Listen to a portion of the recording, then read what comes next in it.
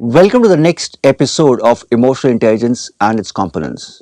If you remember the last episode, I discussed the question, what are the main components of emotional intelligence? And there I discussed the components.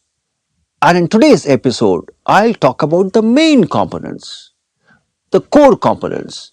Let's start with that.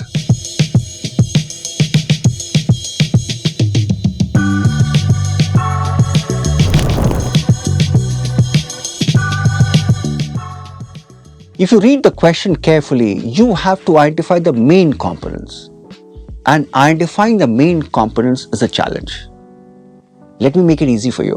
The best way to identify the main components is pick up the common components. If you ask me, I have identified 4 core components or common components.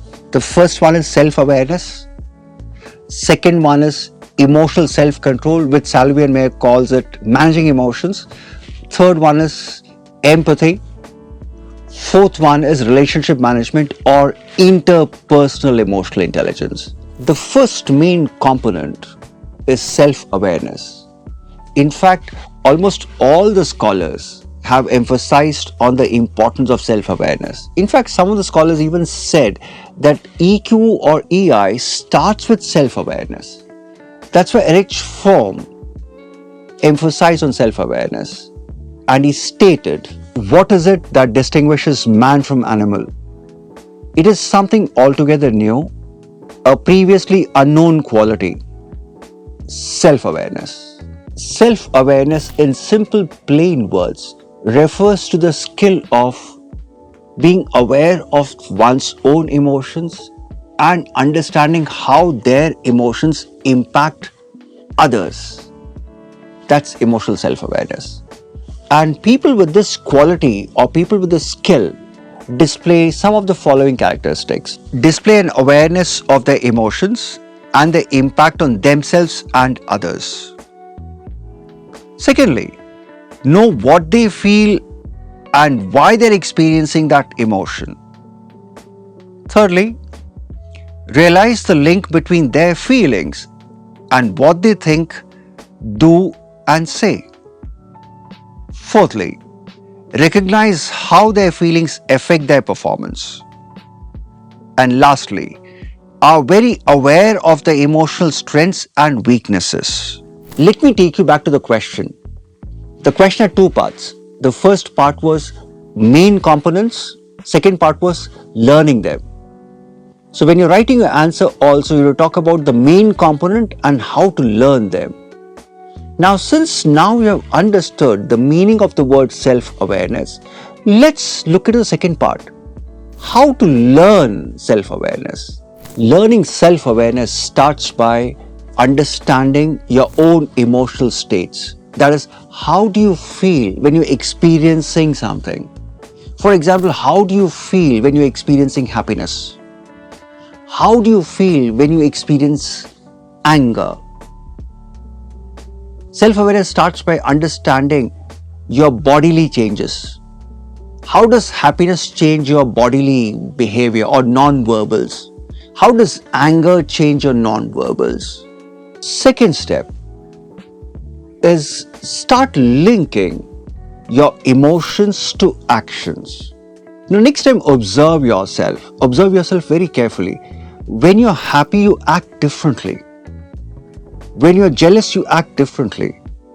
When you're enthusiastic, you act differently. That's a second step in self-awareness. The third stage of self-awareness or third way to cultivate self-awareness is keep your eyes open. See how your emotions impact your friends. See how your angry reaction to something impacting your friend. Keep an eye open. That's how you learn self-awareness. Now, after self-awareness, almost all scholars have emphasized upon this emotional competency called empathy. It's a very important competency to have. After all, when we live in a community, as a human being, we have to learn to be sensitive. In fact, there's a very famous saying that don't have a right to criticize somebody unless you walked a mile in other shoes. Being empathetic is a skill. It's a skill of emotionally reading other person. Emotionally reading other person. And a person who's empathetically skilled will display the following characteristics. The ability to see things from other person's perspective. Empathy helps to get an insightful awareness of the feelings, thoughts, and experiences of another person. Empathy makes one sensitive to the feelings of others. It leads to the development of a caring attitude towards others. It is the ability to take an active interest in others' concerns. I know it's easy to talk about empathy, very easy. Like I've been telling you, be sensitive. But the larger question is how to learn empathy. Learning empathy starts with one small step, and the step happens to be listening.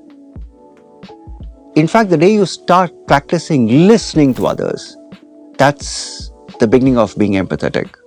Second way to develop empathy is to rise above your biases. When I say empathy, it's about being sensitive to others. And the reason why we are not sensitive to others are because we have biases. We are very partial creatures. Oh, my friend, that's it. You're biased towards your friend. So you have to rise above your biases. And in India, we have all kinds of biases, all kinds of prejudices we have. That's the reason we find it difficult to empathize with somebody else. Lastly, if you ask me, this is the best way to cultivate empathy or develop empathy. Just go back, look into your own life, look into an experience where somebody else was empathetic towards you. When somebody else showed empathy towards you, how did you feel at that moment? I'm sure it feels good, right? Just go back to the moment. It really feels good to see somebody else being nice to you.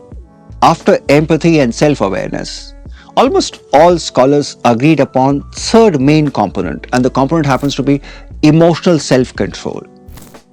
And I'll bring in two scholars, Stein and Book. They wrote a wonderful book called Emotional Intelligence and Success. And in this book, they defined emotional self-control as a capacity for identifying one's angry and aggressive impulses, being composed and putting the brakes on angry, aggressive, hostile and irresponsible behavior.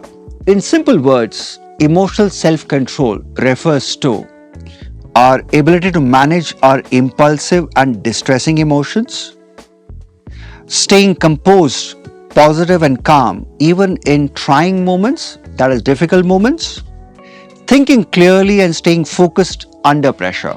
The first step towards developing self-control is to be aware of your triggers. What triggers what emotion? Second way to practice self-control or develop self-control is to being aware of the consequences of your action. Next time, remember something. Whatever you do will have consequences, not to others, for you also. Oh yes, every single action you do will have consequence for you. And if you are aware of the consequence that you go to bear, you'll automatically start controlling your actions. Next time when you get angry at somebody, don't just think the anger is being expressed at somebody else. The other person is not only the only one who's having consequence, you also have consequence for your own self. So if you're aware of these consequences, you automatically start planning your actions, start controlling your actions. So that's a second way to develop self-control. The last main component is interpersonal emotional intelligence. Humans live in community. We are all social creatures. So that implies that we need to have something called interpersonal emotional intelligence. And here there's a scholar, Weisinger.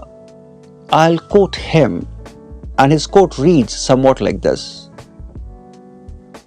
The key to making relationships and interactions successful so that they benefit all concerned is emotional intelligence. When we say interpersonal emotional intelligence, what does it imply? What does it consist of? Let me elaborate it one by one. The ability to establish and maintain mutually satisfying relationships, Second, the ability to relate well with others. Thirdly, the ability to develop warm, trustworthy relationships. Fourthly, the skill to display awareness of others' feelings, needs, and concerns. And lastly, the ability to manage emotions and emotional relationships for personal and interpersonal growth.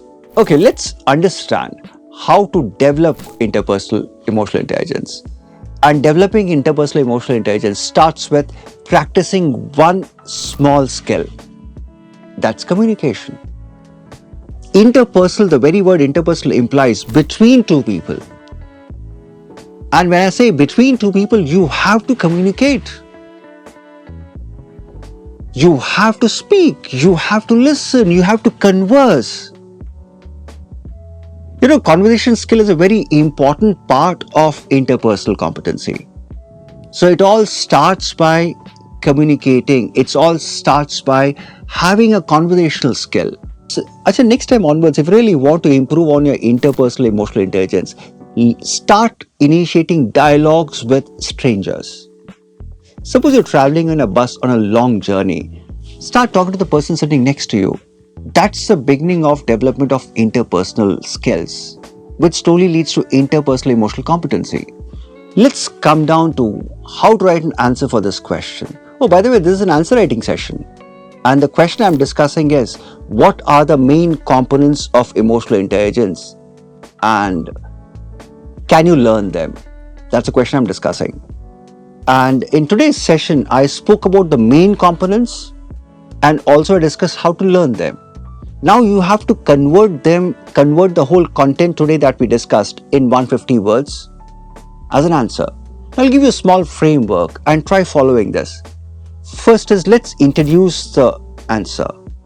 Now when you're introducing the answer here, just mention briefly about what is the meaning of the word emotional intelligence.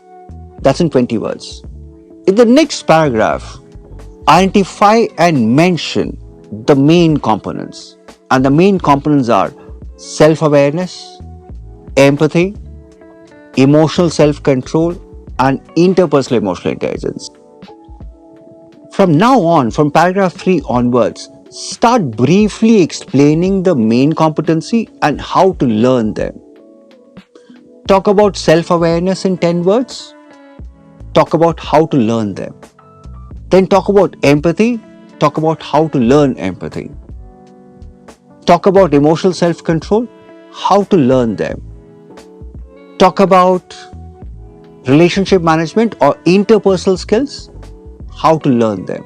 Next paragraph will be all of this. Towards the end of it, you summarize everything in a brief conclusion. I repeat, brief conclusion. Don't give a very elaborate conclusion. Just a brief one single sentence. These are the competencies and all of them can be learned. Period. That's how you frame an answer. Simple. Thank you for listening. See you soon. Happy learning.